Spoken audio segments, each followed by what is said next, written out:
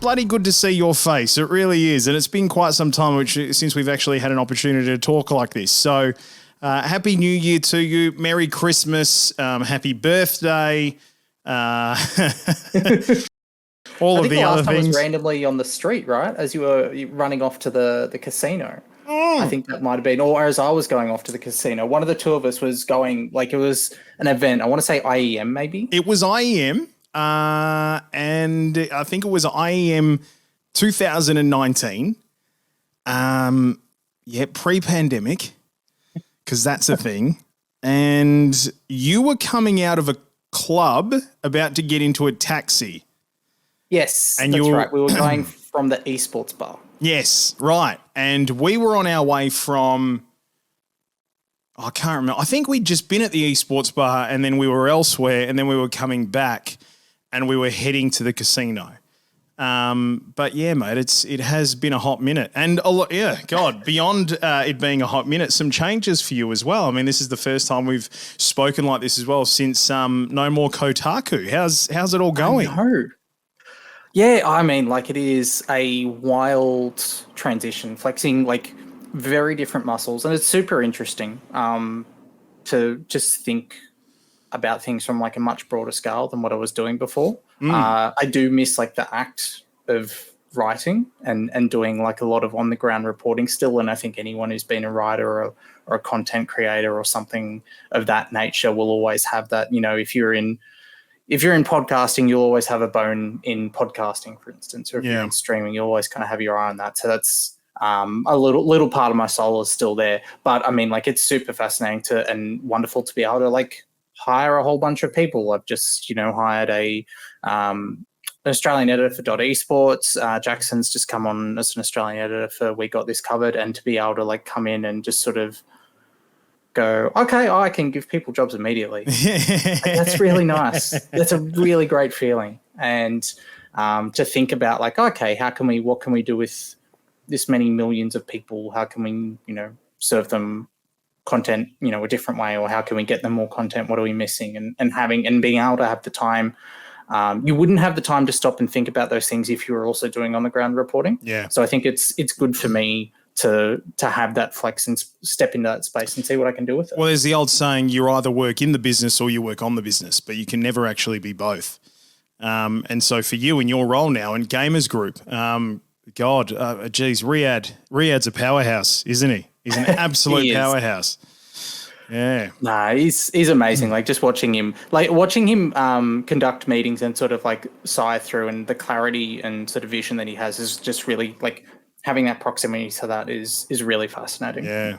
Yep. Unreal. Well, mate, I'm looking forward to seeing where the career takes you, because you're right, it's flexing other muscles, but obviously, more broad things are a very exciting opportunity to have. But we're here to talk some game news that's been on the radar, and I wanted to chew the fat with you on this because, as I've always said, when it comes to what's happening in the gaming space, you're the premier brain, and I'm very interested to get your opinion and to give people listening to this a bit of scope on sort of where this came from. I mean, I saw a tweet that you made about the Activision Blizzard deal with Xbox, and we just got into DMs, and I fired you over that thought, which was, if Activision Blizzard weren't going through the enormous amount of shit that they're going through, would Xbox have paid more? Which, sort of started off, all right, let's get together and let's chew the fat on this. But the first thing I want to say is Hexen. Bring back Hexen. Come on, Phil, you can do it. Yeah, I think like you can see like how smart Phil is as a leader and how well he understands engaging with like his core gaming community, and also like when you make a change, when you're a new face, how do you come on and get people on side? Because he had a very, very close view to when the Xbox One nearly died, when they had the Don Matrick era and they were talking TV, and he was sitting at the back there as the head of Xbox Studios, basically seething and wondering like, oh God, how are we going to recover from this?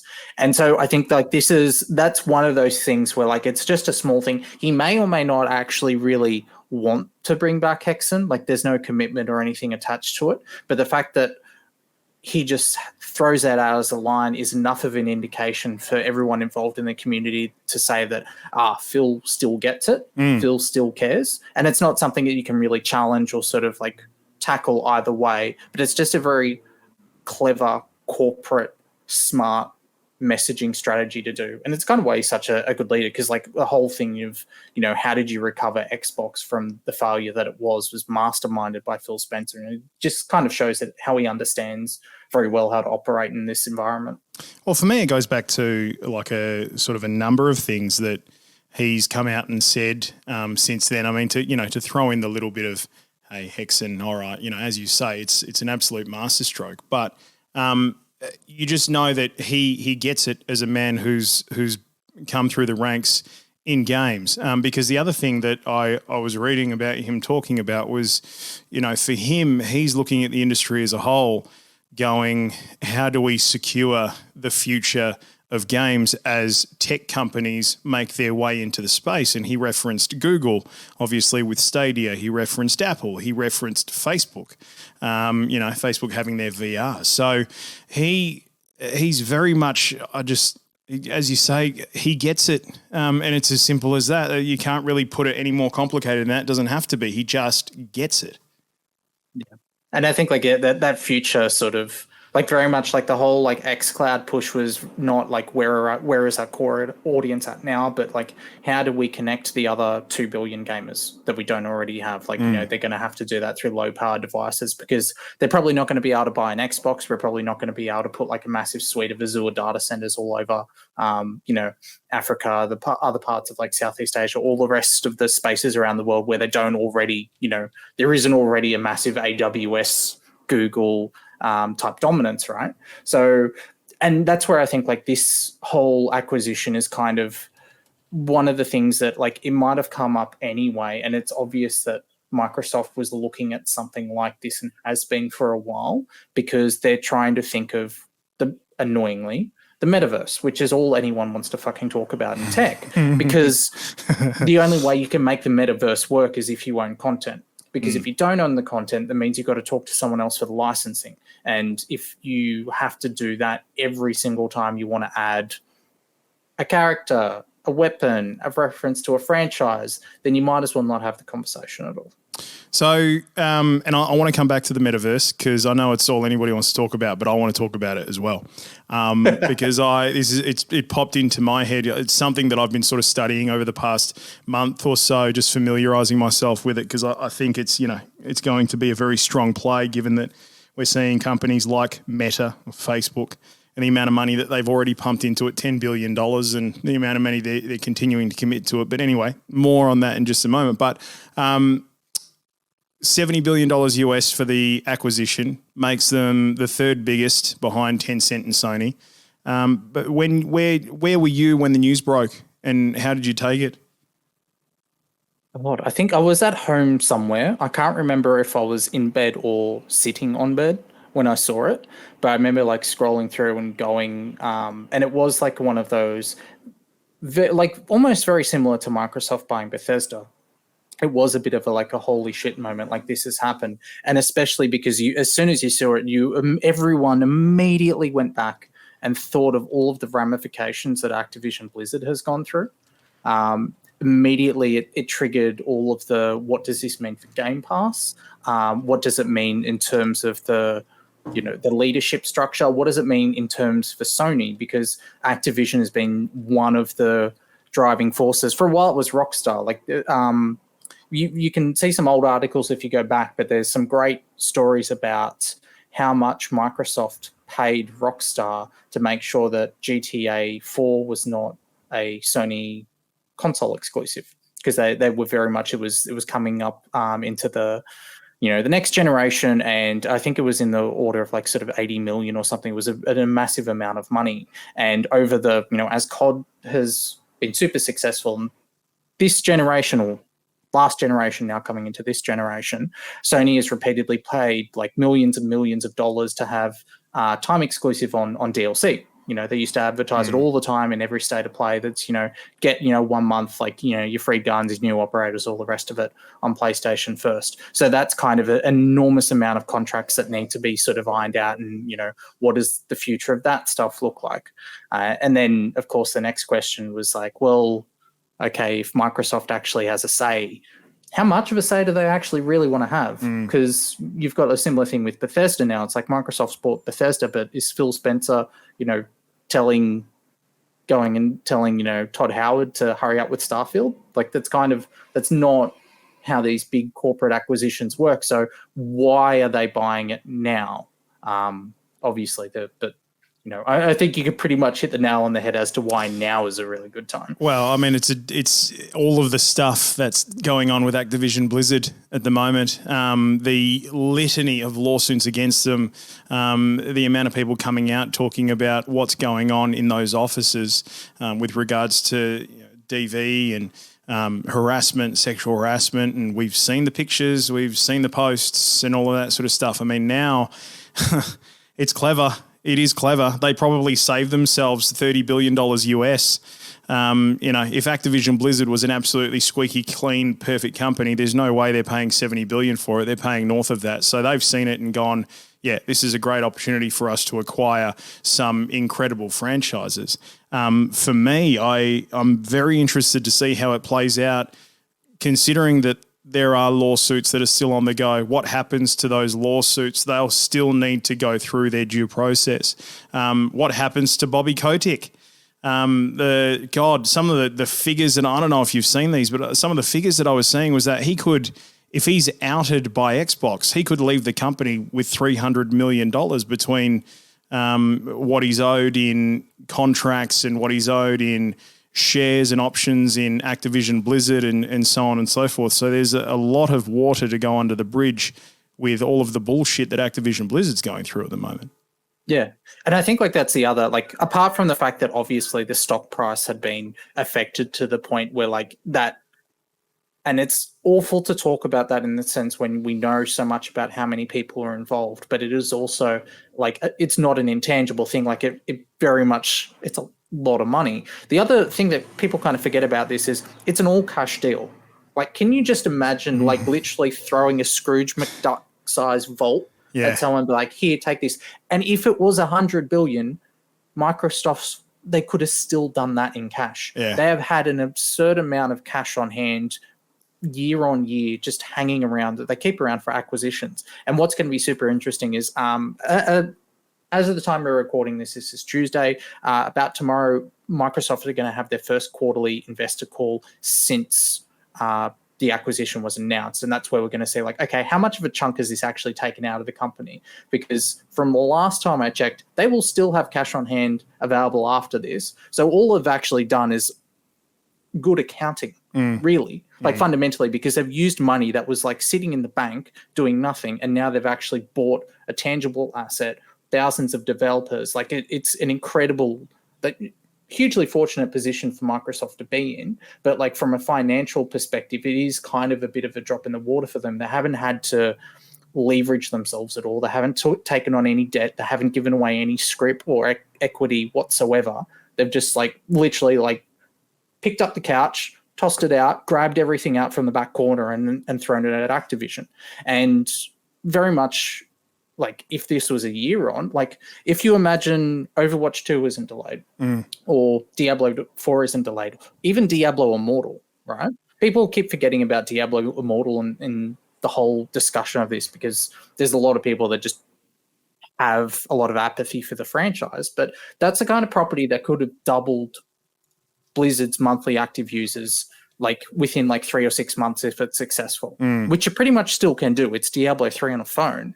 But from a network perspective, from an investor perspective, if you can turn around and say, look, Blizzard's had a bad couple of years, but Activision, as a whole message that they sell to the market, right? We can go, we've got Warzone over here, Candy Crush is doing over here, and we went from 30 to 60 million active users because we're finally starting to get these big iconic Blizzard properties on mobile.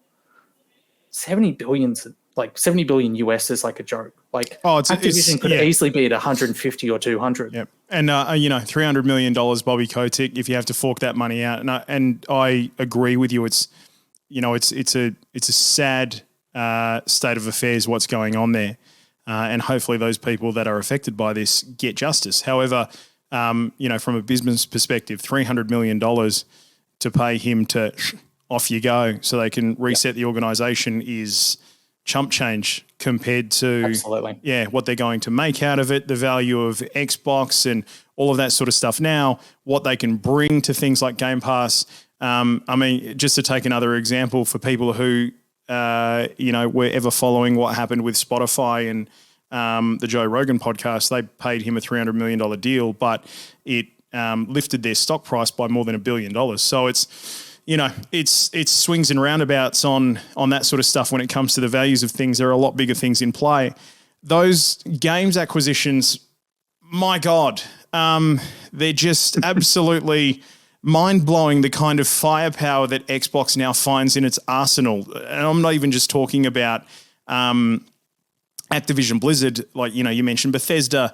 They've got a great deal with EA and all of their games through Game Pass, the partnerships and all that sort of stuff. It speaks to a much bigger thing to me, and it's something I've been speaking with my colleagues about for quite some time, and it's that as we continue to move towards social online play, the metaverse, so on and so forth, it hasn't been a console war, I don't think, for quite some time. It's a content war now. That's where we're at in this whole set piece. It's not about, who's selling more consoles. It's who's got more users.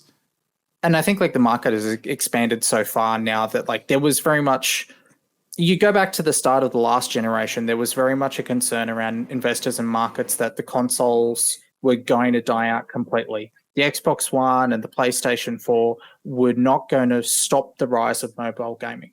That was like stock prices of third-party companies, even Microsoft was being affected. Sony was certainly being affected because Sony was having a much rougher time in different business units. And then obviously what we learned and discovered is that it just created a different type of gamer.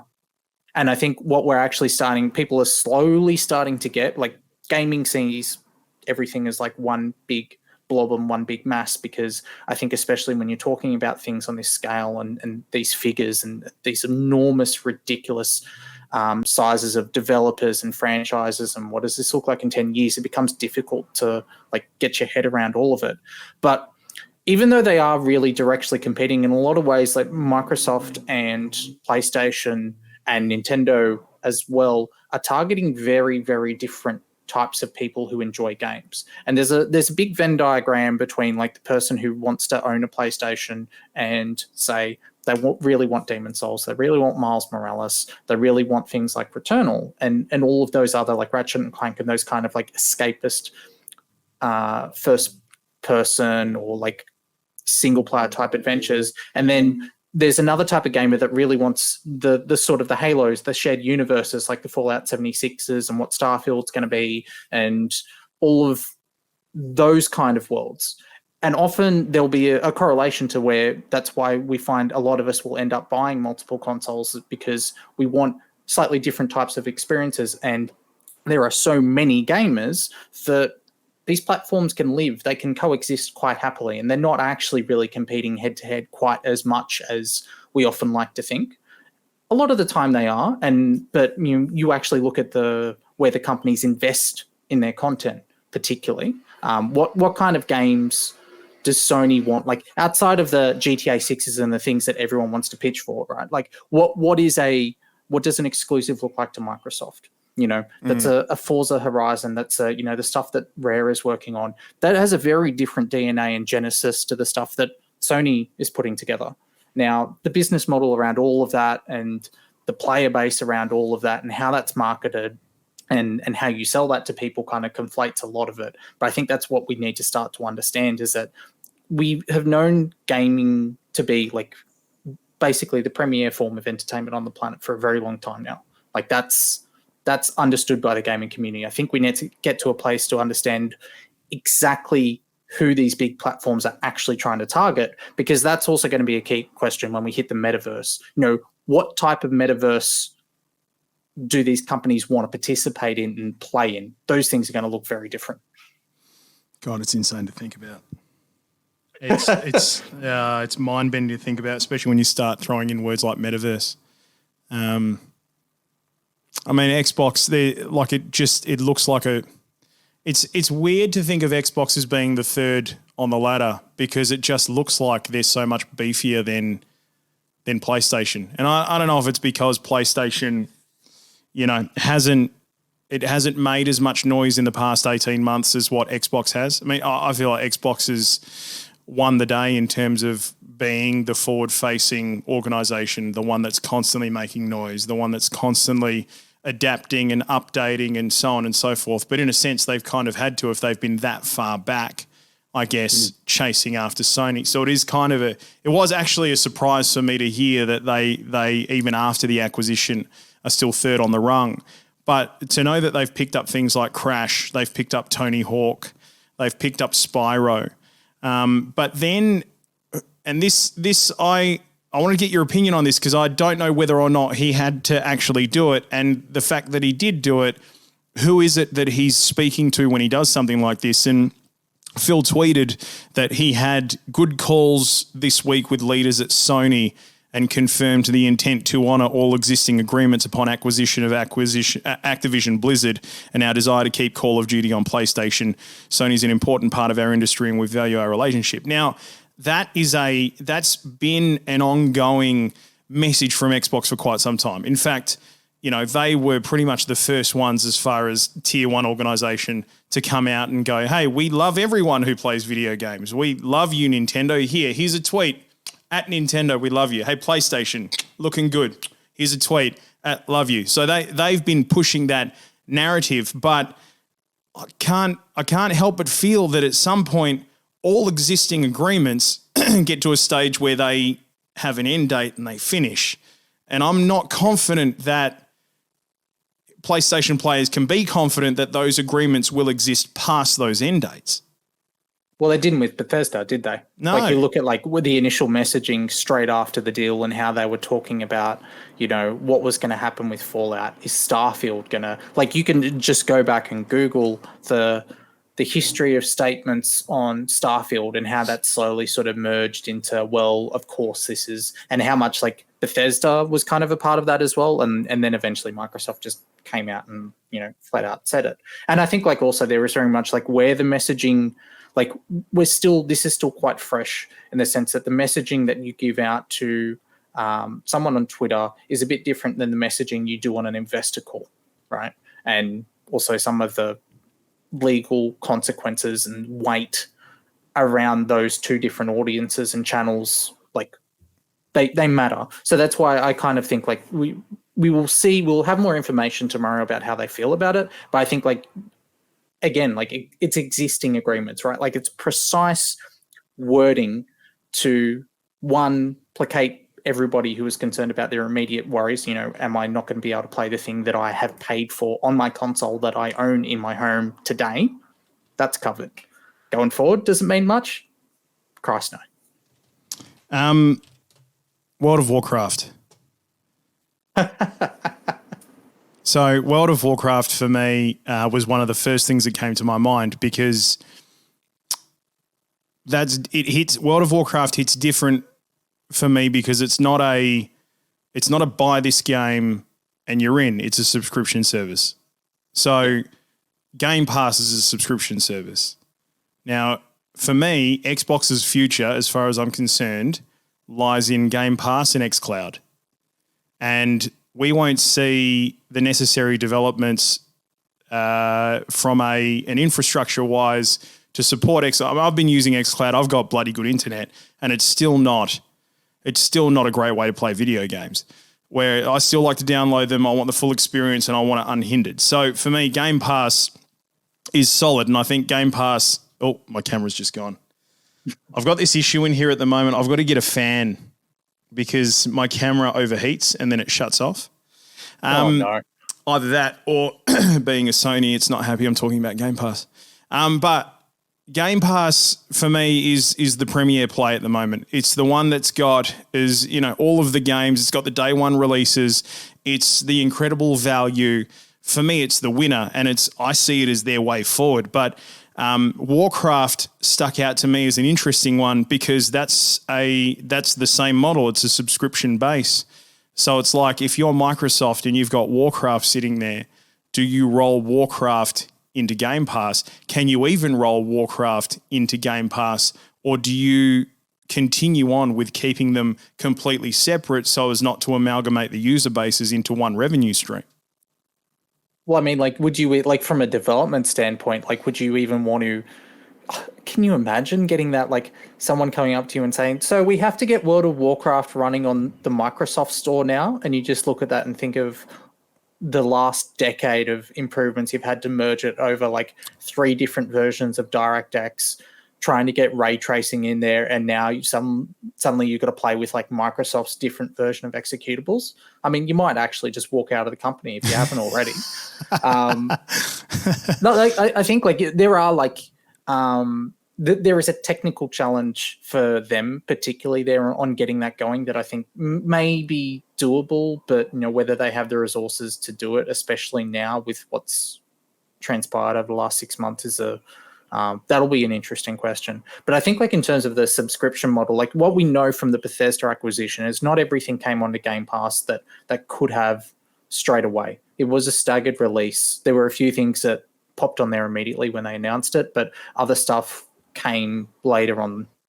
And I think that will be the same approach with Blizzard Activision stuff.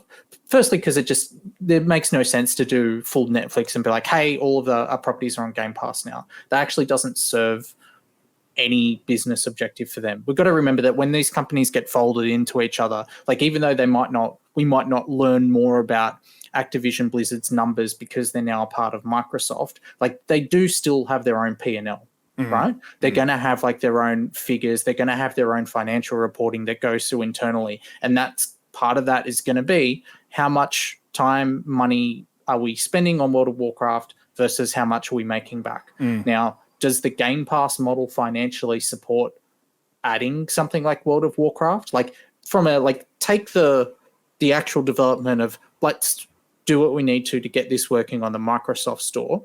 What happens to okay, I'm launching this through Game Pass. Does it recognize me as having a 14-day trial? Because even if you did that, you would still have to have it tied to account, right? Yeah. Like you open up World of Warcraft and it has the login screen. So it's a case of like, do they add in a separate layer to connect to the Xbox account? And do they just say then, oh, okay, you can have a 14-day trial there? Or if that's not tractable, they might go, okay, we're just not going to make it work through the Xbox layer, and you just need to have like your own sort of Blizzard old school BattleNet type account to connect. And I think like because of those problems and because it still needs to persist as its own revenue base for a large amount of like Blizzard's DNA, if nothing else, I think they'll just let it be for a while because they have bigger problems with World of Warcraft to work out primarily, which is like what does the future of it even look like beyond expansions?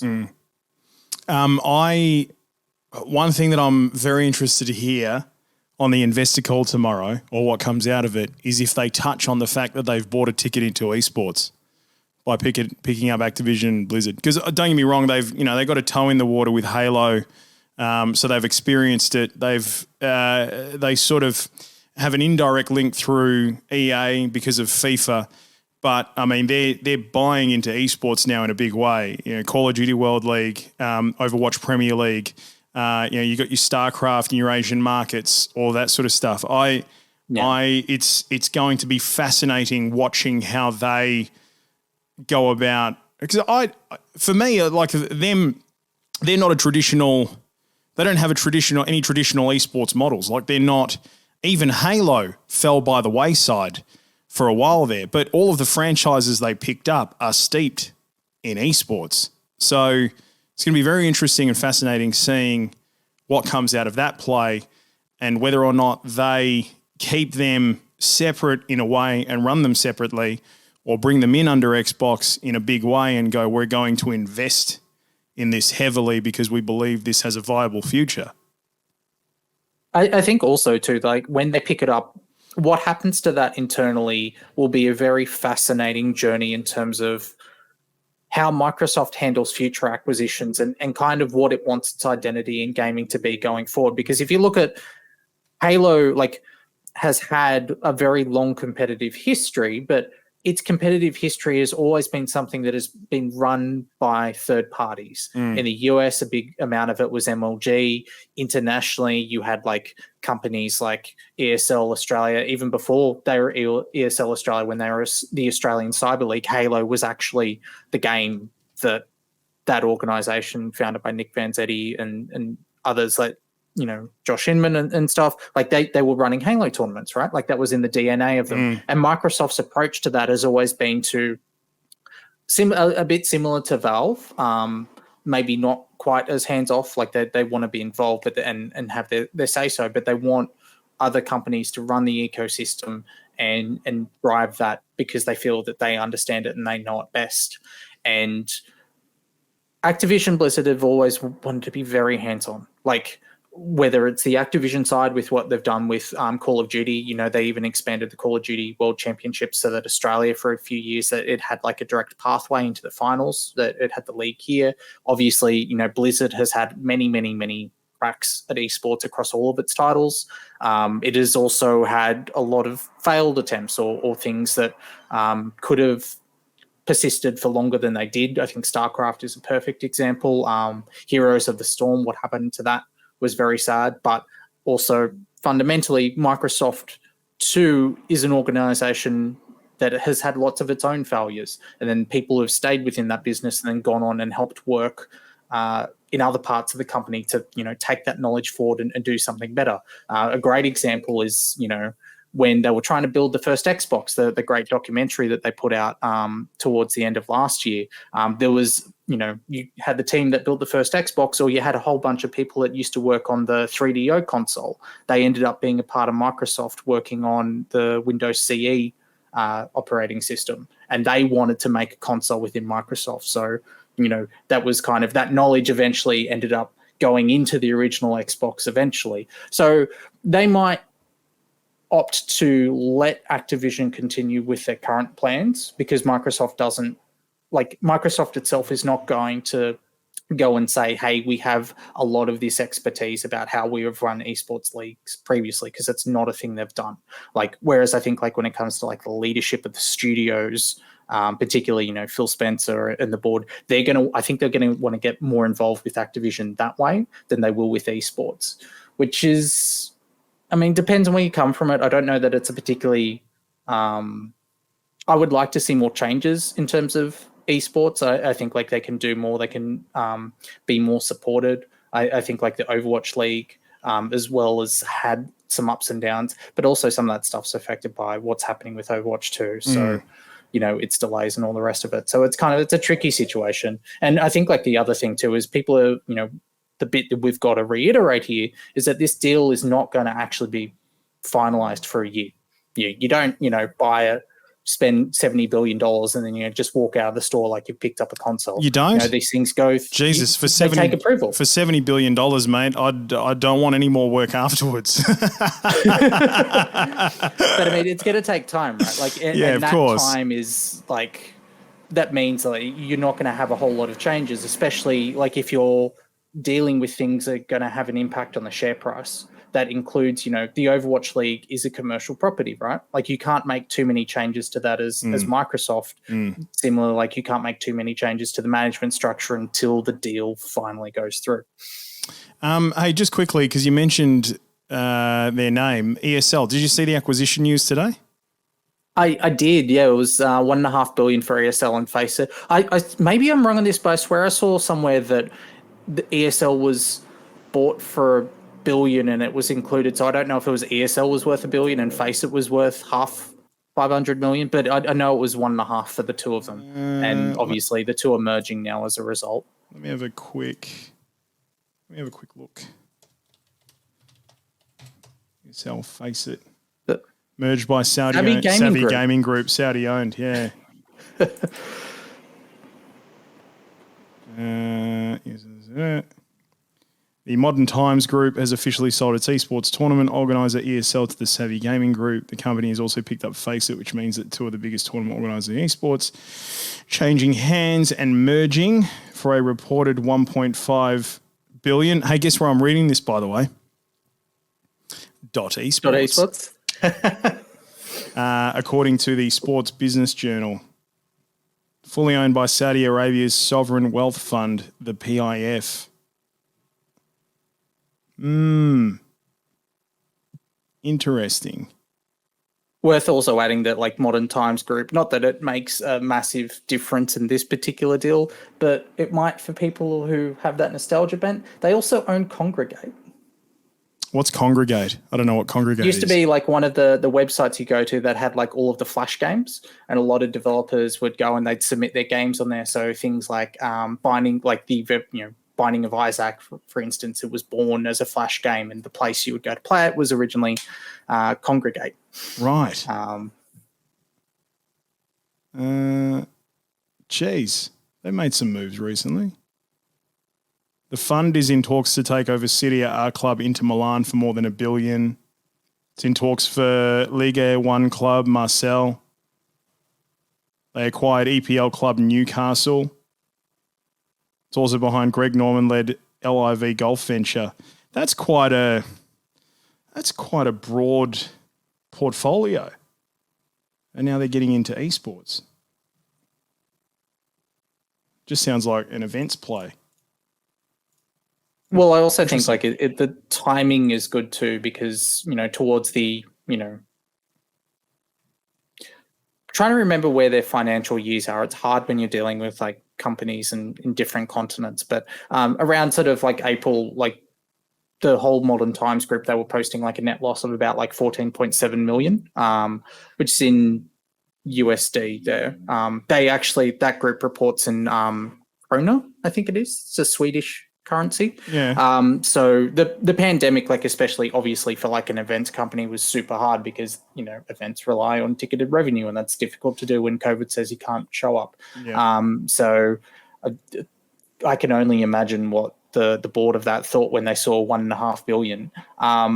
But I also, and I like everyone is going to have an eye on this, but like I think back to instances where you had Riot had to cancel like their sponsorship of an event like a couple of years ago because it was announced that it had the backing of Saudi services, and obviously there was a lot of political turmoil at that stage because it was not that long after the assassination of the American journalist. Oh, so, yes, yeah, yep.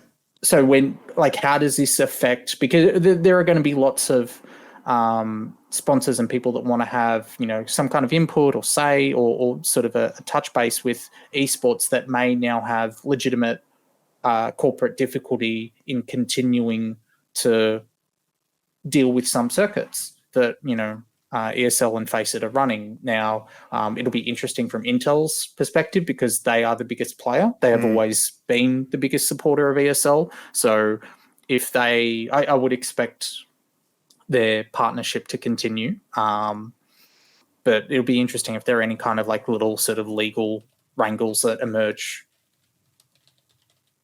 Back to just one final question about Microsoft, and just interested in your thoughts. Do they stop now? Oh God, no. No? Well, so who's next? This is capitalism, mate. You never stop. Of course. But who's next? So here's the thing, right? Like one of the we mentioned, I guess we didn't sort of really go into it, but this is probably a good jumping point for it. But the way that the company is thinking about this is all about the metaverse, right? Satya Nadella, when he was asked directly about it, was saying like this gives us kind of the ability to the building block, I think were the terms. And Bobby Kotick as well, like he also mentioned that when they were looking at the metaverse and when they were looking at things like AI and machine learning, it just was not functional or possible for them to actually recruit the staff that they needed to play in that ballpark going forward. But here's the thing. When you think of it like the actual viable metaverse platforms at the moment, you what do you think of? Like, what are the first Well, ones? the first one that comes to mind is Facebook. Yep, which is not owned by Microsoft and is kind of not really a game. No, But like, what are the other ones out there? Well, that's that, mate. I'm sorry, that's it. Like that's the thing that comes to mind, and only because I know that they're making a rather large play into it. Otherwise, when I think of metaverse, I think of Marvel and movies. And then the other ones I'd put on there would be like Roblox. It'd probably be like the most appropriate one because it is like fundamentally like a platform. Yeah. And its ecosystem functions in how a lot of companies are talking about the metaverse, especially NFTs. Well, as in like rooms and people in those rooms congregating and all of this activity taking place in those rooms. Is that what you're talking about? More of a connected sort of online space. So in Roblox's sense, you're talking about like lots and lots of different, like they control the platform and they provide the assets, and then people put those assets together however they want. So rather than being like a PlayStation home type scenario where I have an avatar, it walks through to a door and now I'm playing Roblox's version of GTA, which, by the way, that's a thing that exists and it's apparently quite good. Right. I've had a dev friend who's been yelling at me for like 2 years to try and play Roblox GTA, and I've never done it. But the fact that you can have like from a licensing and from like an asset standpoint, when you have all of that together, you have the best platform for what a metaverse might look like. Because then what you want, like the metaverse is just people coming in and adding on to a world and a virtual space and an ecosystem that you control. And you have the base layer. So that's why Fortnite is kind of also looked at the other kind of viable contender at the moment because of how it's just consistently adding Marvel and other things and attracting all of it into its orbit. And obviously the key thing there is Microsoft doesn't have any alternative to any of that. What do you mean they don't have any alternative to any of that? Are you talking about as in like they're just purely games? They're not anything outside of games? They've got there are things outside of games, right? Like they have like Windows, but like you wouldn't think of Windows as a metaverse. So no. When they buy all of this content, because they want to buy the content so they have the rights so they can control where they put it and what they do with it, but they don't actually have a platform or a space to house all of them in. Like it would be very weird to go and see like Master Chief doing roles in Diablo 3, right? Like that's not a connection that you can make work. And the future of the metaverse is like the way that these massive mega corporations are looking at it is how can we either create a platform that can just allow an infinite amount of shoving IP into so we can constantly extend, our collaborations, our playtime. Like if we have like other things that we can add on to it, like they may be gaming related, they may be more like productivity related, which is kind of like where Facebook is thinking. They're thinking more outside of the gaming space and more into like... it's an enterprise play for them. And I think that's the big question for when it comes to the metaverse and it actually being taken up in scale or taken up at scale. It's like, the question is it an enterprise play first or is it a consumer play? And I don't know the answer to that question. Right?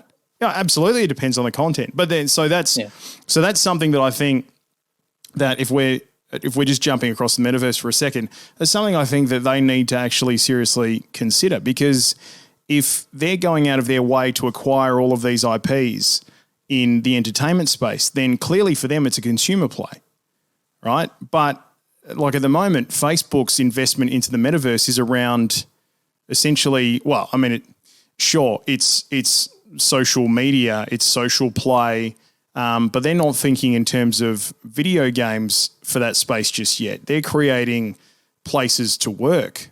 They're creating spaces for enterprise. And I think that fits the two like profiles, right? Like, because if you think from like Microsoft's perspective, they have lots and lots of users, but they're not connected directly in the same way. Like there are plenty of users on Windows, but how many are on like Game Pass, right? Like they're kind of like, you can't just sort of merge all of those in the same thing because people want different things from their experiences with Microsoft, right? I do not want an Xbox collaboration when I open Microsoft Word. Facebook already has it's still like 500 million users or something like absurd, right? Like, so they have the user base, but their consideration is all like they look at what do their users do when they use Facebook? When someone comes to Facebook, like what do they want to get out of it?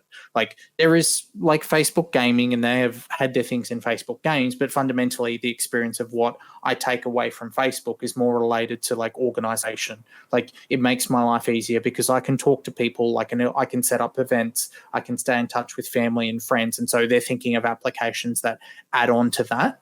I think that's why you see things like Facebook Horizon, because it's more natural extension of how they understand what a Facebook user wants from Facebook. Whereas Microsoft is thinking more about like, well, what's the most viable metaverse likely to be? It's probably going to be within games because that's the closest sort of parallel to, what we can actually build with the technology we have right now. And also, with what the financial implications are, which are the most viable metaverse, is probably going to be something built on microtransactions, a space that people want to go in and escape and sort of spend money, buy skins and things like that. So in order for that to work, they need to be able to control the content that goes into it. It's just a case of who's going to have the most compelling content. Well, maybe they're going after it both. I mean, I know that Microsoft is working on Teams being a natural extension of or a natural enterprise way in for metaverse at some point. So that's where they've created this. And I know Teams is clunky, don't get me wrong, but at some point they'll iron it out. But I don't know, mate, but it's something that's going to be very interesting to watch unfold over the next sort of 5 to 10 years. That's for sure. HoloLens as well. Like that's probably like a big productivity, like a link to the metaverse will be that, I think. Right, mate. It's been an hour. I could talk to you all day, but any other things just sort of floating around in your head about this whole acquisition before we jump off? Yeah, like the one thing that I worry about a little bit is I'm very lucky. I have a very old Steam account. Like when I mean an old Steam account, I mean like 5 digits. Like I created it the day Steam opened. Oh, wow. Steam account. Right. You used to be able to sell that stuff for quite a lot. I remember being annoyed that I missed out on having a 4-digit Steam account by like 86 logins or something like that. And one of the beauties we're of something fickle like that, gamers, aren't we? We are so bloody fickle. It's great now because then people look at it and they're like, oh, is he playing well or is he cheating? And it's like, no, that's a very low Steam idea. Yeah. You're not going to cheat on something like that. But the rise of things like that allowed for digital distribution, which meant that people could self-publish and really good recommendation algorithms could give us access to some incredible games that just the various, I don't want to call them gatekeepers, but I mean kind of if you want to publish and get like sort of okayed by like a Sony and Microsoft or any of the other big publishers, you are going through some form of a gatekeeper. And the rise of stuff like Steam kind of broke that open a little bit, and it allowed us to see a whole bunch of games that kind of broke the mold in ways we never expected, in ways that people thought, nah, that won't work. That's not what audiences want. But as we start to move towards this mass consolidation, like the thing that really bothers me is that it gives Microsoft in particular a crutch to not have to fix things that should be fixed. So while, yes, you're on PC, you don't have to use the Microsoft Store, right? But one of the problems still with the Xbox ecosystem is you go there and I want to find a game. I've played a whole bunch of things in my account and I kind of don't know what I want next. Their solution to that, instead of actually building in a better recommendation algorithm for the Xbox Store or making the Xbox Store or their UI easier to use, has been to just shove Game Pass in your face, which is fine. It makes total sense as a strategy, and it is still, it is the best deal in gaming today. You're kind of nuts if you don't get it. But what about stuff that's not going to be on Game Pass or is leaving Game Pass, or like they are too small to be able to have those conversations, or they're in, an indie dev and they don't even, like, they can self-publish, but they don't know who to talk to at Microsoft, right? There are only really a limited amount of, things that get added to Game Pass every given month. And as this consolidation drives the big platform holders, which even if we put PC out of it, how many millions of people are on the Xbox and PlayStation ecosystems? Like, that's the only place where they play games. You're still dealing with PlayStation 4 had over 130 million users, at least over 50 million users on like the Xbox One. And, both of them have sold about 20 20 million consoles with the next generation so far. But and do you think they would have sold more if they were easier to get? Or if the platforms were smarter about showcasing new things to players, right? Like the reason why I mentioned Steam is because it's really smart about identifying something in a game that you played that is similar to something else that you like. So I will go there and I will see like more stuff that might be about like open world sandboxes. I'm more likely to see the game that is already in my account when I open the Xbox or the PlayStation Store for that matter. And then I will see either an ad for PlayStation Plus or Game Pass or something usually from Activision or like a major publisher like Ubisoft. And there is no space for like, what are the other games that are out there? What are the indie games? What are the AA games that I would actually like as an individual, but the platform is not smart enough to recommend to me? Moving towards subscription services means that these platform holders do not have an incentive to improve on that front. And that is not good for us as an industry. That's definitely not good for developers because it means the room of success you have for self-publishing is shrinking further and further. Yes, you still have the potential of things like PC, but like ideally we would just, if this was improved and there was better discovery on console and the PC platforms, then more developers are able to live and be sustainable, and because they can find success across multiple platforms. At the moment, we've known for years that indie, like how many years have indies complained about how bad it is to publish a game on Xboxes? Can be good if you go through the ID at Xbox profile, but there are plenty of ones that have said that they barely see any sales on Xbox. They see fuck all on PlayStation, and the Switch is really the only place where they get success. But the Xbox, the Xbox this I suppose comes back to your point, isn't it, about how they recommend games?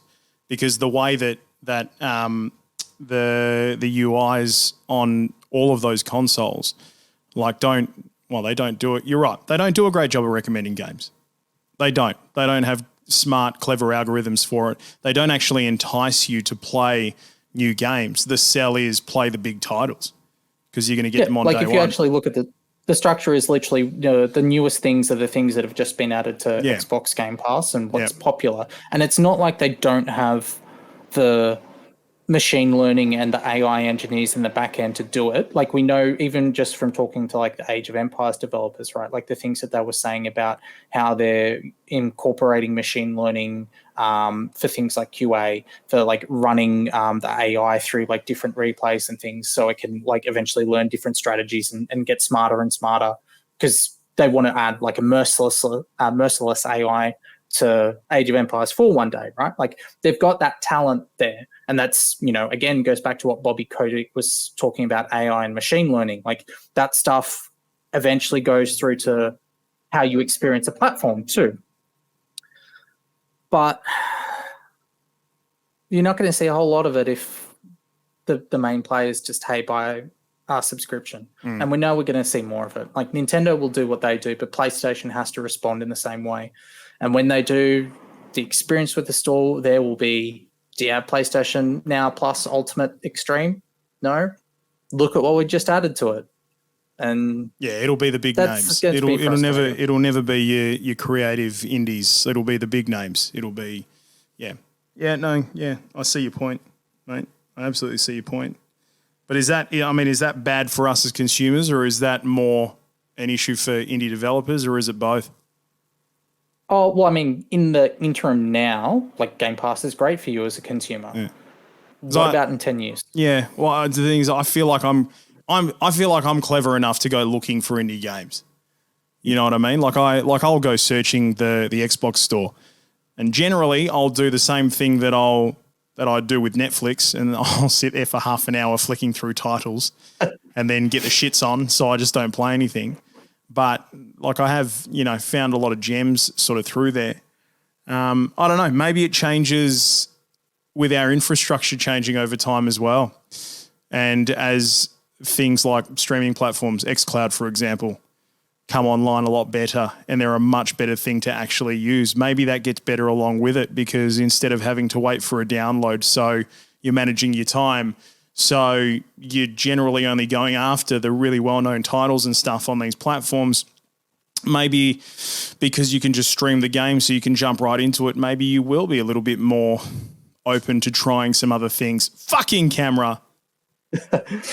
Well, I think they'll have to do it at some point, right? Because like that, like just from the sheer weight of volume of everything they have on there, like if they add anything to Game Pass after this point that isn't a first-party studio, like they need to have a model that actually like sustainably recommends that to users to justify it being on Game Pass in the first place. So like there is an incentive for them to do it there. But like as you mentioned before, like the going and searching, it reminded me of a favorite line from my partner Tegan, which she always says her favorite game on the Nintendo Switch is buying things on the eShop, like going there and just like scrubbing through. Yeah, I can relate.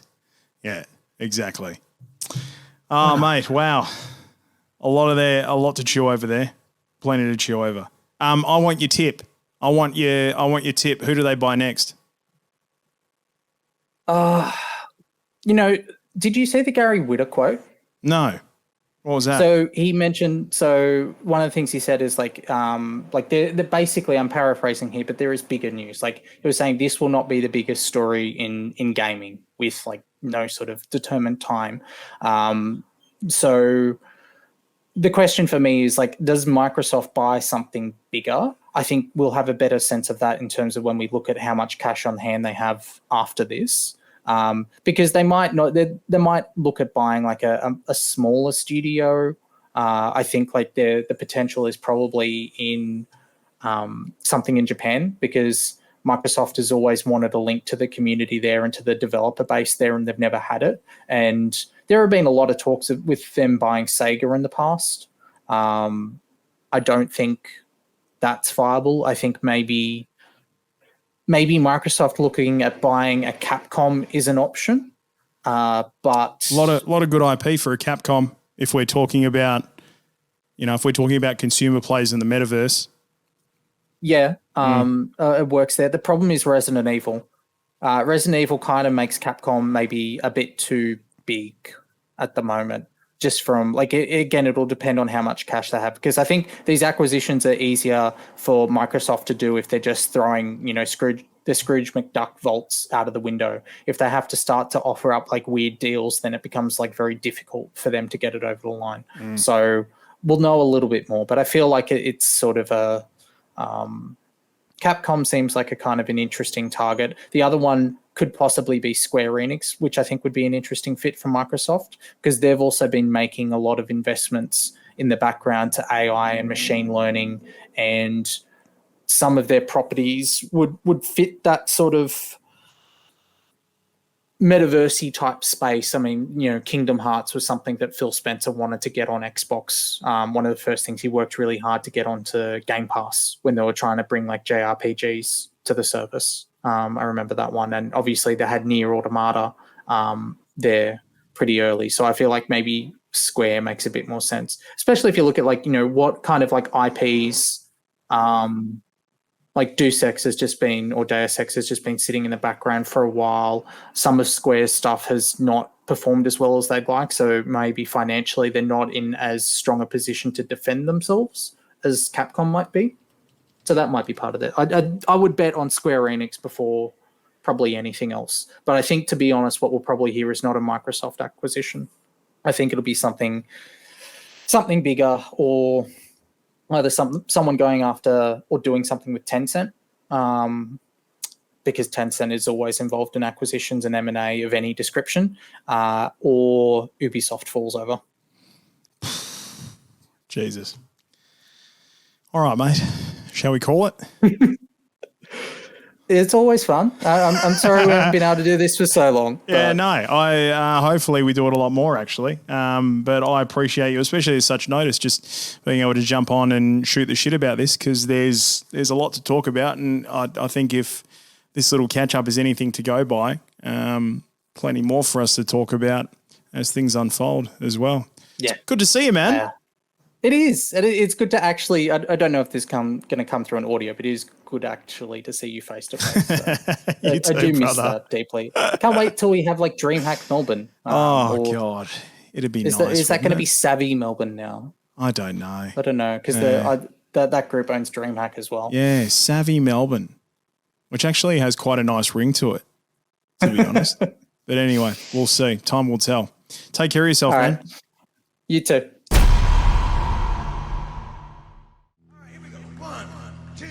One, two, three. Game on! Game on! It's gaming time! Excellent! Game on! Game on! It's gaming time! Excellent!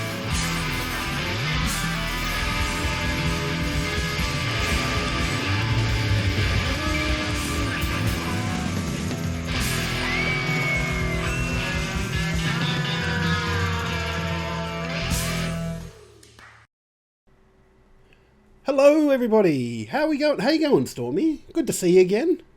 Yeah, good to see you too. Hi, everyone. Oh, hang on. What's happened? I can't hear you. Sorry, live tech support. Can you say something again for me? Hello, how we doing? Okay, so Can you it's hear coming me? through there. Happy Wednesday. Have you all had a good week so far?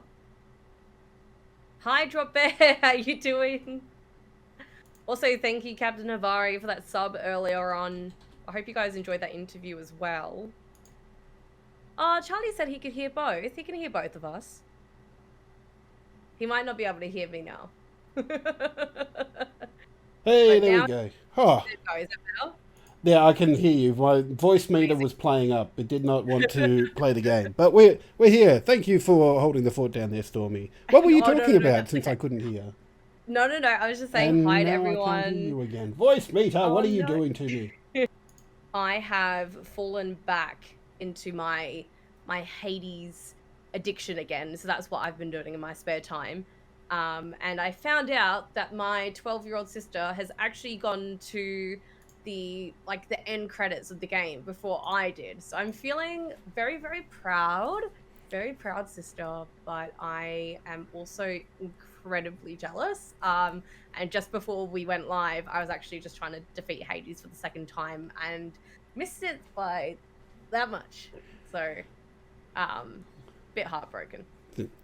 And I'm back. I can hear now. I just don't know what was going on then, but we got there. And I did get in to hear that story about how proud you were. So that amazing work to little sis for being able to do that. But at the same time, I can't get past Meg. So, damn you. Oh, Yeah. no, you got to try it again. You have to. It's so it can be so rewarding, but also a massive kick in the gut when you don't get it as well. So. Now, I want to make sure I pronounce it right because I've been seeing it all over Twitter and everything. But this new game, is it called Sifu? I think so. Sifu, I'm pretty sure. Yeah, I don't know. I haven't seen too much about it, but I have seen it's a fairly technical sort of a brawler, which looks pretty cool. Because I think From Software make it, who are known for their harder sort of games. Sifu, yeah. How's it going so far, Gamma? I've seen it. There's some really awesome kind of choreography. Yeah, like what Gamma said, third person hand-to-hand combat martial arts game. I was watching someone stream it earlier today too, and yeah, looks really, really interesting. Looks really cool. Nice. But yes, but anyway, now that we've gotten through that, welcome back to the second show for 2022.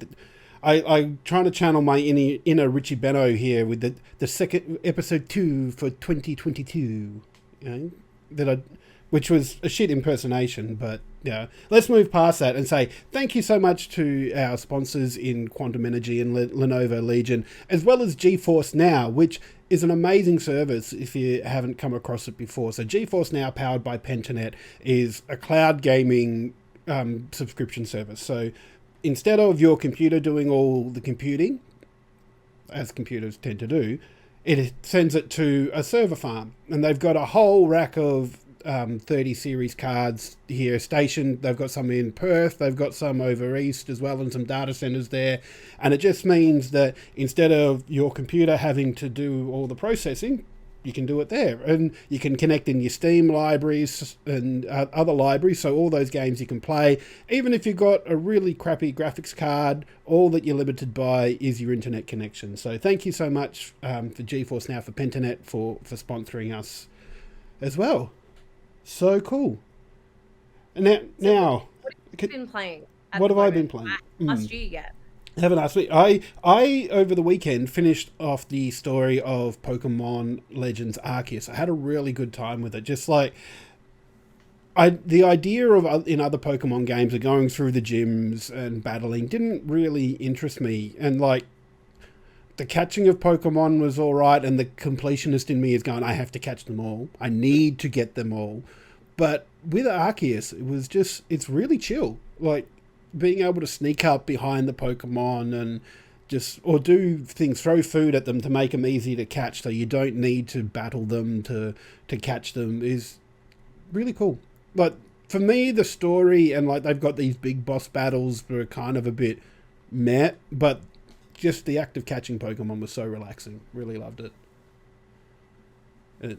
I was saying to you earlier, like it's been a while since I've played a Pokemon game, and obviously like the last few years, obviously it's had that, you know, true like tried and tested like true like Pokemon formula and stuff, and for me I think it needed a breath of fresh air, so hopefully you quite enjoyed that new take they did on it with Arceus, I guess. Yeah, and I think they have got that. Like they haven't got everything right, but they've started something there that I hope they continue, because it is a breath of fresh air. And even like the way they do the Pokedex now, so you don't just catch a Pokemon and it goes into the Pokedex. You catch a Pokemon, and then to get it in the Pokedex, you have to do certain things. So it might be you have to catch more of those Pokemon, or you might have to see it use a move a few times, or evolve it. It's just the way it's been done, I think, is very, very cool, and makes it a lot of fun, especially the variety in being able to catch the Pokemon. And yeah, cool. But the other thing I did, in fact, I did it on Monday night, was I finally got to Battle Pass level 100 in Halo Infinite. So I'm very, very happy there. I can put that down for now, because that game makes me rage a little bit. I love it, but it makes me rage. I applaud you. That's what a grind. I have decided, because the new season of Apex Legends has just started, and I've every time admittedly gone and bought the battle pass, because I think it's one of the best free to play battle royale games out there, in my opinion. So I have never completed a battle pass, but my goal, you just reminded me that you said that now, my goal this season is hopefully to finish this one. Nice. So fingers do it. It's like you get to the end and you go, I've done it. Oh, good. And hello, Mr. Tiny Corn Dog in chat. Thanks for dropping by. Good to see everybody there, all the regulars, Minthonzo, Gamma, Charlie, and I saw Drop Bear earlier, and Captain Avari. Styx was in earlier on. I saw all these legends are coming back to see us. It's so good to see. Another game I've been dropping into play a bit more, and I've had a bit of a break from it, but I need to get back into it, because I need to get some higher level tanks in that, is World of Tanks. I love World of Tanks. I've come to love it from watching the ANZPL, and I've jumped in probably about a year ago, because I just was having so much fun watching. I thought I'll give it a go. So got myself a tier 6 tank now that goes up to tier 10 is the top rank. Working towards a nice tier 7. Also opened up a couple of other pathways in there as well. So I've got another German tier 5 in another sort of tree, and a UK tier 4. So slowly making my way up there. But one thing I also tried a little bit was World of Tanks Blitz. So it's slightly different, not as full on and hardcore as World of Tanks is, but World of Tank Blitz is a nice little just sort of game.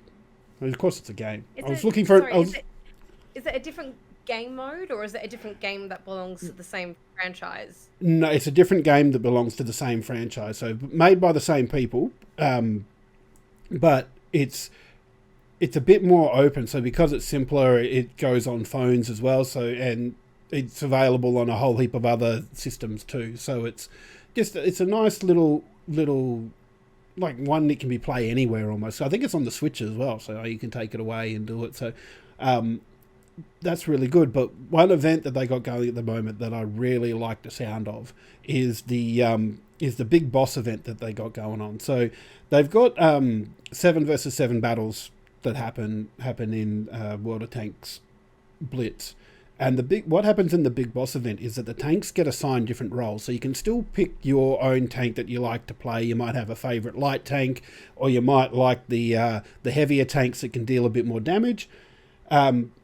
But you also get a role that's assigned. So there's the big boss. Each team gets a big boss, and that particular tank gets plus 30% damage and speed, plus 50% to your reload, and 4 times their health. So this gets randomly assigned to a player. And then there's also other randomly assigned roles in there as well. So there's a bomber that has like a area of effect explosion, a catalyst which has poison shots. There's even Gravitron, I think it's called, which has like this little mini black hole that it shoots out and like sucks all the tanks in and puts them in one spot. So you can, if you coordinate well enough, you just get this mass bombardment happening of the enemy tanks. So that's really cool. There's even one that heals, a regenerator is called, so you can heal other tanks. There's also respawning as well, so it's not just a one and dead, and it's a race to 30 points. So the ordinary tanks are just 1 point, but if you kill a boss, then that's 5 points to your team. So it actually sounds really, really cool. And I'm going to give it a go sometime. If you're like me and you haven't played it before, this game mode on World of Tank Blitz is limited to tier 5 tanks and above. But there is a quest line that you can pick up that'll unlock a tier 5 tank for you. So you can just jump in, do that quest, and then start playing the game. But you better get in quick, because this event is from the 10th of February to the 13th of February. So that's pretty cool. You should get in, have a look, check out what you mean. What I mean, maybe. I don't know. I talk on these things, people. They let me do this. I don't know why. But have you ever played World of Tanks? I haven't, but with Blitz, because of the way it's all set up, so I'm guessing the actual games themselves run a lot quicker than like your standard World of Tanks games. Then is it supposed to be like a on the go kind of? I think it kind of depends. Like this particular game mode, even though it's 7v7, you still have to get a fair amount of kills. So they could go for a reasonable length of time. Like the games in normal World of Tanks, if you're just doing like a random battle, go for 10 minutes maybe. So I can see these ones still going for similar lengths of time, but just a little bit less involved with the controls, because it's available on mobile. You'll be using like touchscreen controls. So I reckon, and like it, World of Tank Blitz is available on Steam as well, so you can still play with your keyboard and mouse if you want. But yeah, just a little bit of fun. Sounds cool. Yeah, what else is cool? And I'm really excited to see this coming up, because I had no idea it was coming, although there'd been rumours of it. But tomorrow, 9 a.m. Australian Eastern Daylight Savings Time, we get another Nintendo Direct. I'm really looking forward to it. I think I'll probably try and be up early to watch it, because what is that Perth time? 6 a.m. Perth time. Oh yeah. I might get up early for that one. There's a lot of things I want to see more of, but then also want to know whether Nintendo will show, I guess in terms of, I'll get my words right, but obviously Kirby is the next big, Nintendo title that's coming out only next month, which is really, really quick. I love Kirby. I'm one of those horrible Kirby mains in Smash Brothers as well. That just spams the same moves over and over. So hey, whatever works. If it works, keep doing it. I'm really looking forward to the new game. So I'm hoping they'll just show a bit more of it tomorrow. But I know of a few people that I've been reading, like my feed online in terms of what people are hoping for. I know Splatoon 3. They haven't shown much of yet. They've only just announced it, really, and that's kind of all they've done. So I'm hoping we might get some more news on Splatoon 3. That could be potentially really cool. Did you play any Splatoon? I played the original one back on the Wii U, but I haven't played the one on the Switch. But it's okay. I call it a very Nintendo first person. Well, it's a third person shooter, but it's a very Nintendo shooter game where the object isn't to kill the other people; it's to coat as much territory as you can in paint. Yeah. Like I love. I played it a lot with my siblings in the past, and I think it'll be fun having a new Splatoon into like I guess this catalog of games we have coming up this year for Nintendo as well. Are there any games you want to see? I've seen it trending on Twitter, and I would really, really like to see it. But given that this direct is focusing on games coming out in the first half of 2022, I don't think it's quite there yet. But Breath of the Wild 2. I'm hoping, I don't know, because they've been a little quiet for a while now. It's weird because obviously they haven't actually said when. They've only just announced it, really, right? Like it's not slated for this year as far as we're concerned. Well, I think it is. I think it's slated for sometime this year now. Because they released that extra trailer at the end of... Like, it actually showed off some gameplay elements last year. And I know the last Breath of the Wild... the last big Nintendo Direct that they did, there was a lot of speculation that it was going to be sort of Christmas release last year. But, I think it's still a little bit off.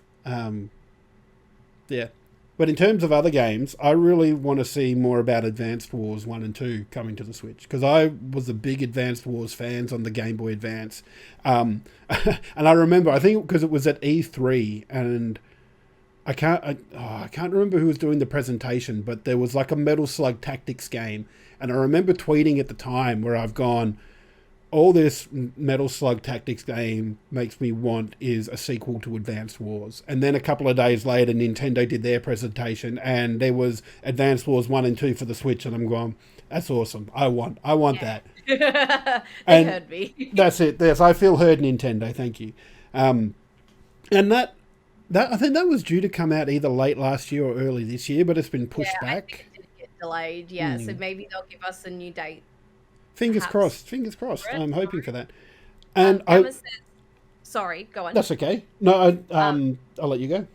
No, I was going to say, Gamma says, hoping to hear more info about MLB The Show 22 debut on the Switch and maybe a Zelda collection. So does this mean, because there hasn't been an MLB game on the Switch before. They've had FIFA. I'm just trying to rack my brains through like the other sport. They've done FIFA the last few years. AFL Evolution came to the Switch as well.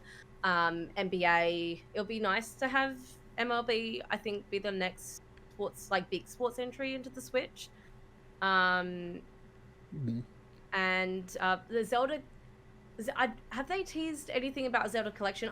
All in my mind, I'm thinking is if they do a Zelda Collection, whether they'll do something similar to like what they did for the Mario, where they put 64 Sunshine and Galaxy, whether they might do something like that for maybe any of the previous titles, or what do you think? There was a lot of rumours floating around last year, especially considering last year was the 35th anniversary of Legend of Zelda, that there would be a Wind Waker and Twilight Princess double pack coming out. Because they both got Wii U HD releases, so there's some HD stuff there. You know, it'd need to be reworked a little bit because those games took advantage of the Wii U's touchpad. But that was a big rumour that was coming out, which never came to effect. And we got Skyward Sword HD instead, which I like playing through. But I did see that a lot of the difficulty in that game came from the motion controls. And if you stopped using the motion controls, it wasn't that hard. Personally, I really kind of hope that they do some remakes of some 2D Zeldas. Like, I'd really, especially because they've got that Link's Awakening engine that they did the Link's Awakening remake on. I want to see them release Zelda 1 and 2, and the Oracle games, the Oracle of Ages and Oracle of Seasons, in that sort of style, because I would love that. Did you enjoy what they did with Link's Awakening when they brought that out for the Switch? I did. I enjoyed it because I really liked the art style, but the background behind the game was still Link's Awakening, and like even to the point where I know there was a couple of speedrunning glitches that had been brought over into this game. I don't know whether that was done deliberately or whether the engine that they were using was the same, or similar at least, and that's just what happened. Yeah. So I like those sorts of remakes where they still play very similar with maybe a couple of upgrades, because you mentioned the 3D Mario All-Stars remake, which it was nice to see them, but they were basically ports. They weren't remakes. They were just ports of probably the ROMs that Nintendo have had sitting around from the eShop from years ago. Especially in the case of Mario Sunshine and Mario 64. And yeah, they played just like they did on the consoles. And if you're going to release a pack like that, especially a time-limited pack, because that was only hanging around until a certain point, and then they were discontinuing I think it was March last year they stopped. But yeah, I think I know, I don't know about you, but I think some gamers out there were expecting a little bit more from it. Like you said, because it was such a limited release as well. It was like it was great. Like, I don't want to sound like I'm whinging about it. Like, for what they did bring out was fantastic, and I'm glad I could take it around everywhere with me on the Switch. But quality wise, I don't know, just didn't really leap forward very much at all. I think people expect too much from game anniversaries as well. Like, I feel Nintendo were under pressure to release stuff for Mario for that 35th anniversary and release stuff for Zelda for the 35th anniversary. And Skyward Sword was pretty polished, but I think they didn't release anything else kind of because of the backlash they got from the Mario one, because the 3D All-Stars needed work. I don't know if you played it and tried to play Mario Galaxy using the Joy-Con like a Wiimote. It was terrible. It was forever resetting where it was, and it was unplayable for me. I would rather go and find... In fact, you could probably find a Wii somewhere and a game, a Wiimote and the game, and pay less than what that game cost, the 3D All-Stars collection cost. But I feel the anniversaries put too much pressure on them, and I'd rather they would have taken their time.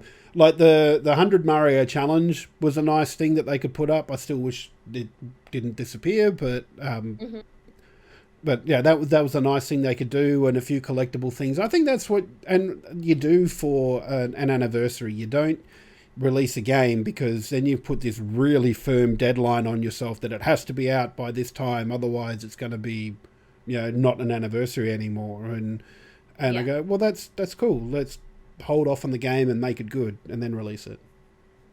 I think I'm just having a bit of a read here to see what other predictions people think they might show for the Direct as well.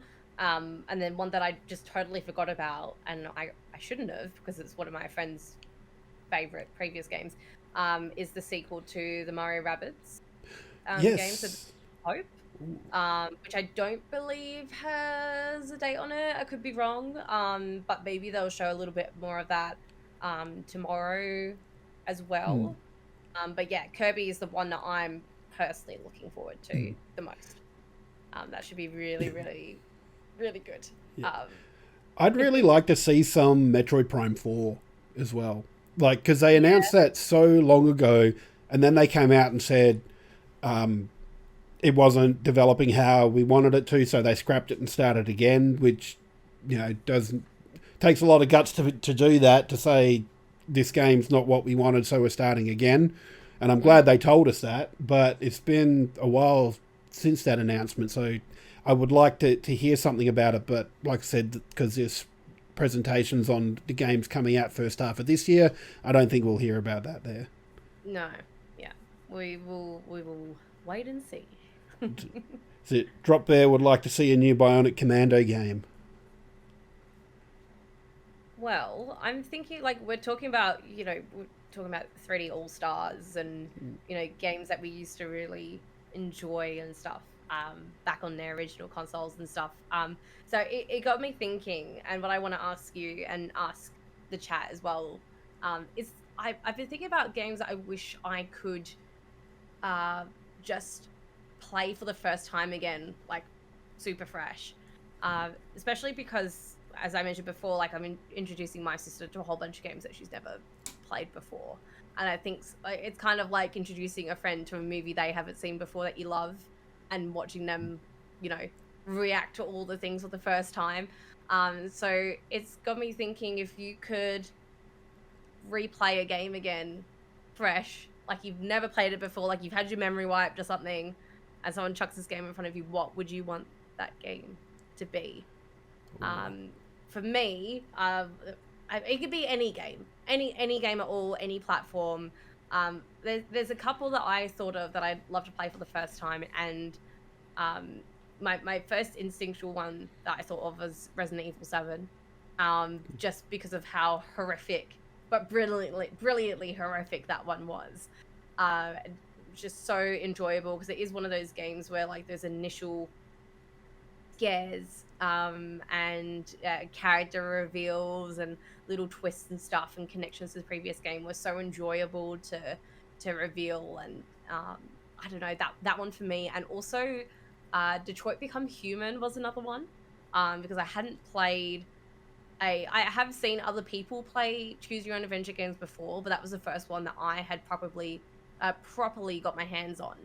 And that responsibility that you feel like you have playing that type of game and hoping for dear life that everyone survives towards the end, that first impression, like rush, is just something that I wish I could have again. But that's my one. My two. Had a couple of suggestions from chat here. Menthonzo has gone BioShock 1,000,000%, BioShock Infinite, sorry. And I'm gonna. It's another one that's in my shame of not having played, but I've never played a BioShock game, but I've heard lots of good things about Infinite. Is that the Would You Be So Kind one?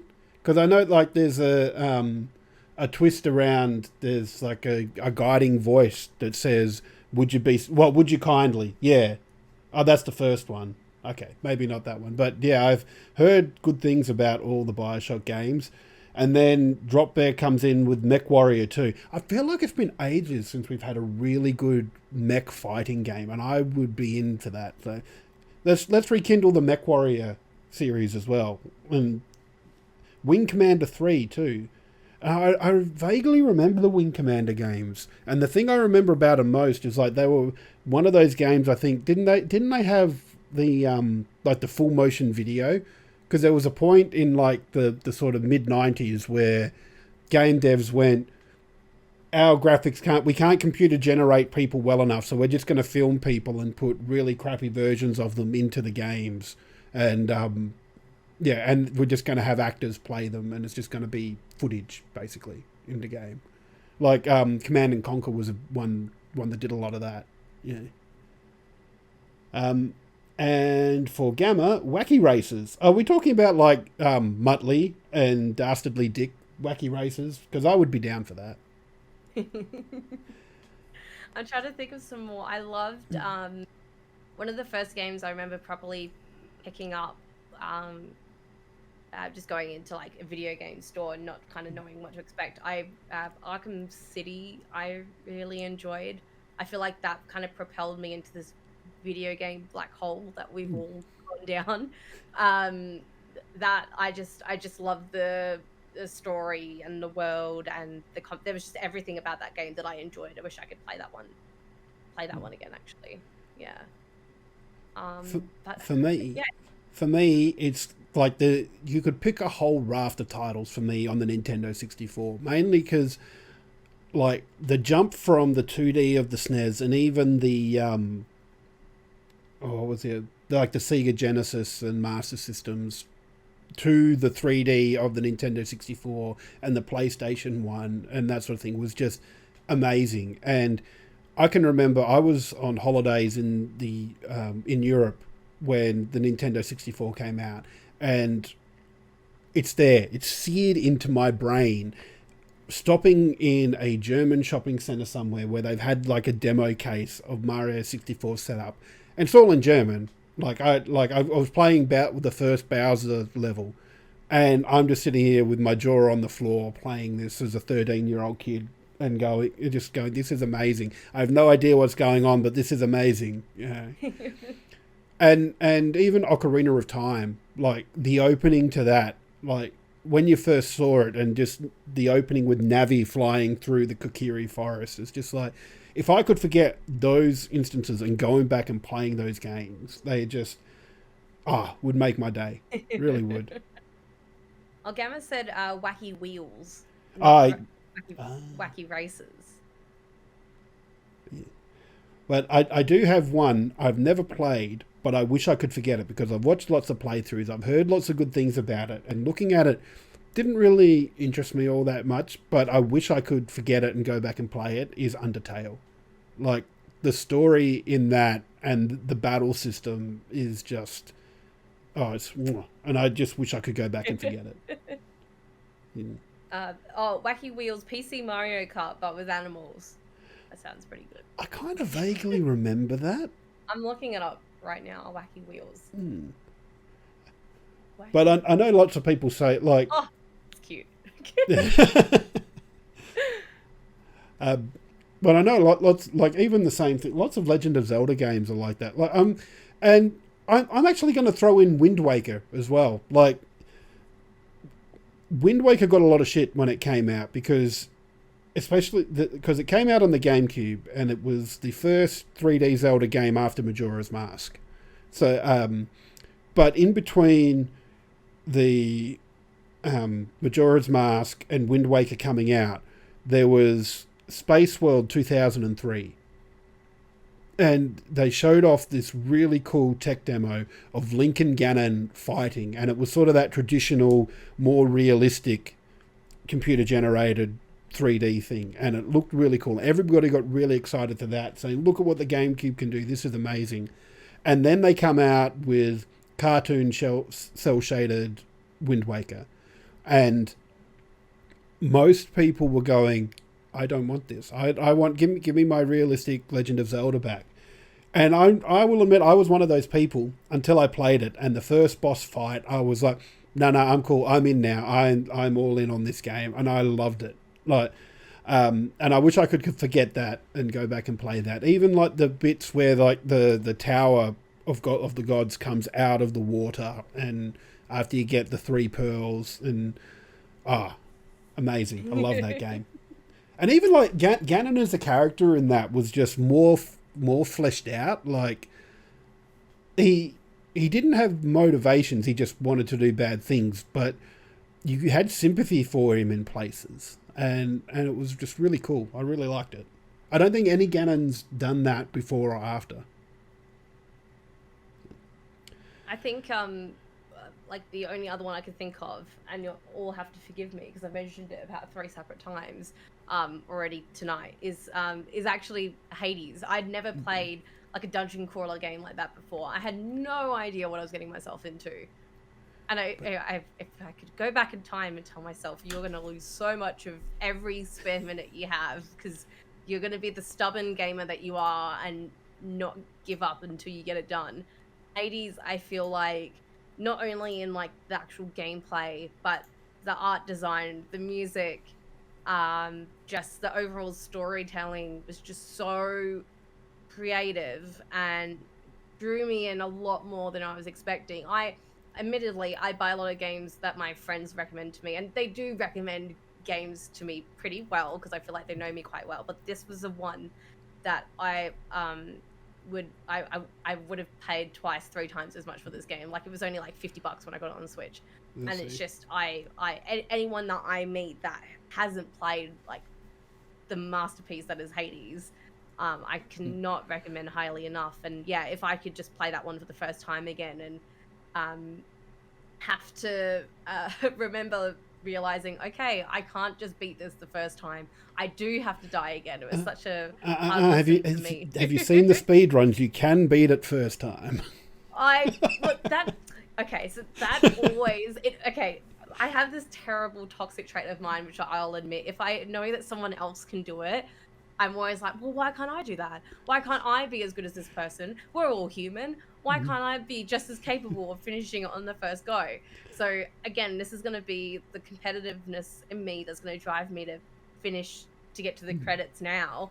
But yeah, at the time, it was such a lesson in patience, but also the absolute like that accomplished, like worthwhile feeling that game gives you, but it still rewards you even if you don't make it all the way. I think it's just so well done.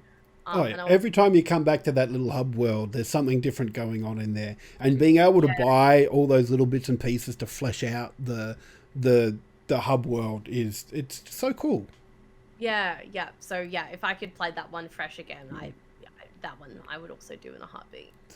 On Games Pass as well, people. Go and try it.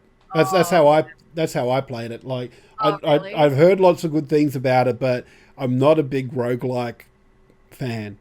But when I saw it up there, I go, people have been raving about this. I'll give it a go. And I started playing it, and I go, I liked it. I really like this game. Yeah.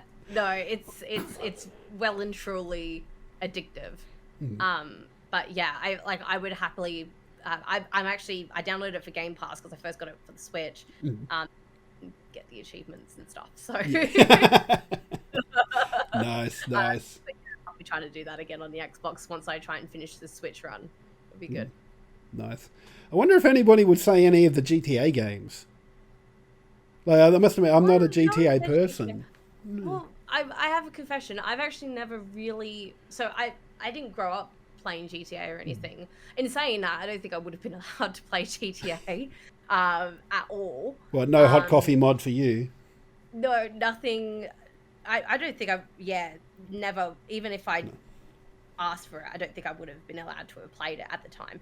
But even now, so I haven't played any GTA before. But it's, I think as someone who's kind of on the outside of the GTA franchise and the fandom, how popular it still is, and like 5 especially. 5 has been out for how many years now? Oh, it's I think GTA 5. Like there's the meme that said, like, was it PlayStation 2 had 3 GTAs and GTA 5's had 3 console generations or something stupid like that. Yeah, GTA 5 came out in 2013, so next year it will be 10 years old. Yeah. Yeah, it's crazy. And I must admit, it's not my sort of game either, but it popped up like free on Epic one day, and I went, why not? Give it a go. Tried it for a bit and went, not really into this. I'll stop playing it. I got it for nothing, so I don't feel obliged to play it. But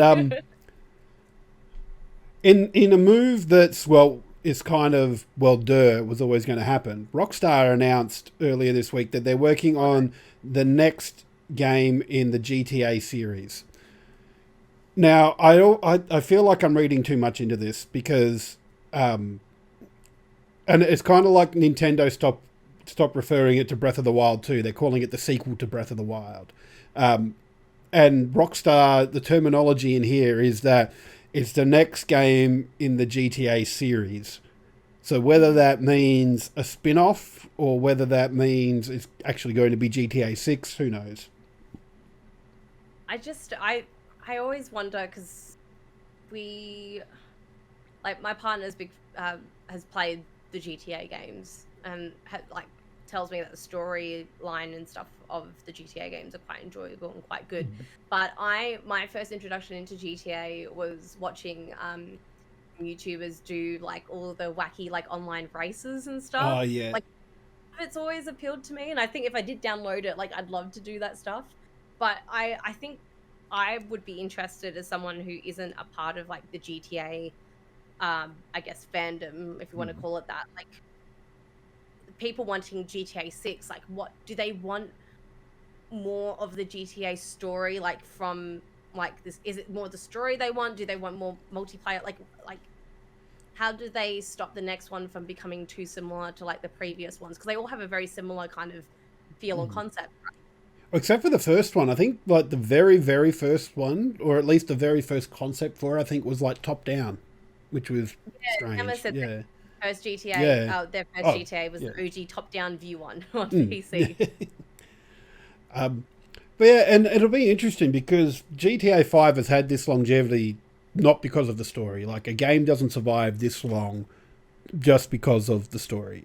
If that was all there was to do, people would play it, put it down, and never see it again. But the fact that it's still popular says that the multiplayer in it must be amazing.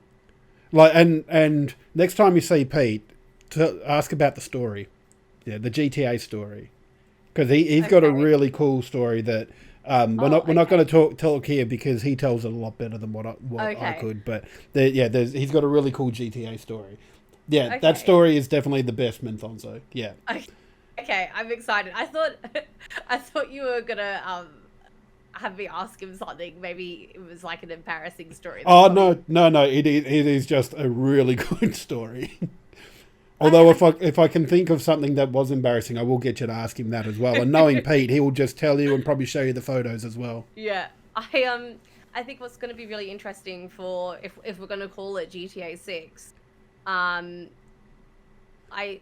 think it's got this enormous amount of pressure to have the life and the quality that people have enjoyed from 5. That is just going to be so interesting to see because everyone has all these expectations. People have been GTA fans from not even 5, but even before that, or people who have just been a part of, I know GTA roleplay is like a really big thing as well in the multiplayer side of things, as well as like the general, there's so many different facets to the multiplayer side, but what 6 will do differently and what's going to entice fans, and hopefully I feel like they've really got to do something incredible with it because what everyone's like online when things don't quite meet expectations.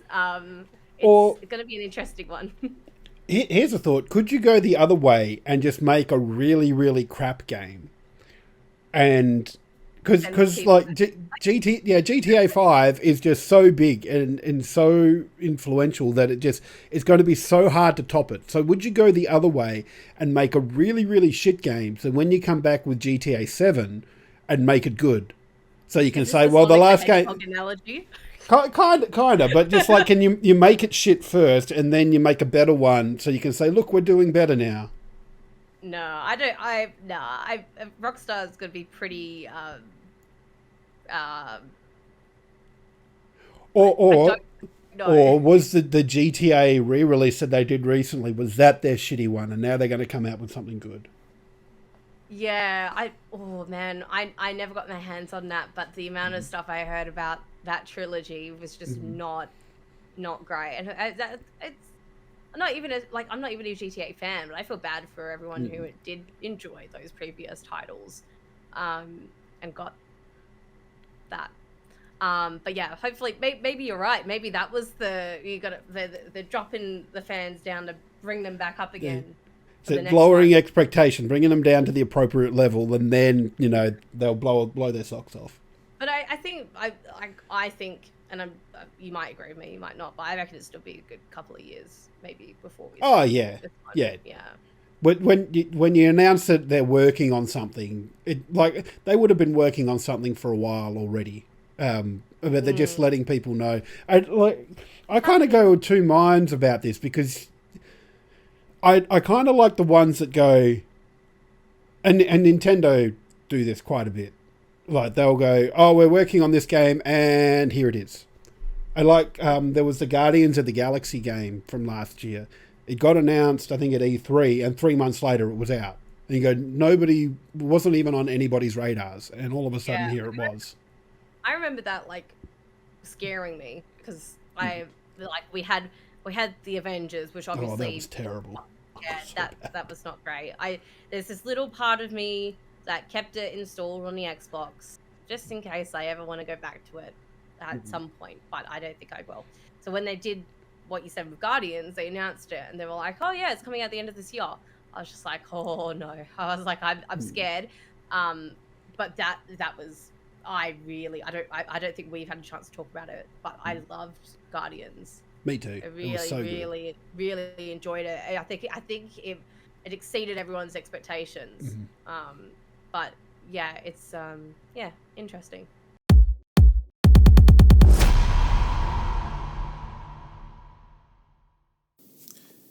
Hey guys, thanks so much for watching. Thanks for all your support. You can do a little bit more though. You can. Hit us up on our YouTube. Drop us a subscribe. Is that how the cool kids say it?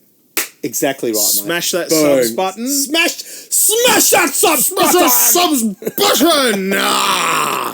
And you get to enjoy more Goa content. Do it.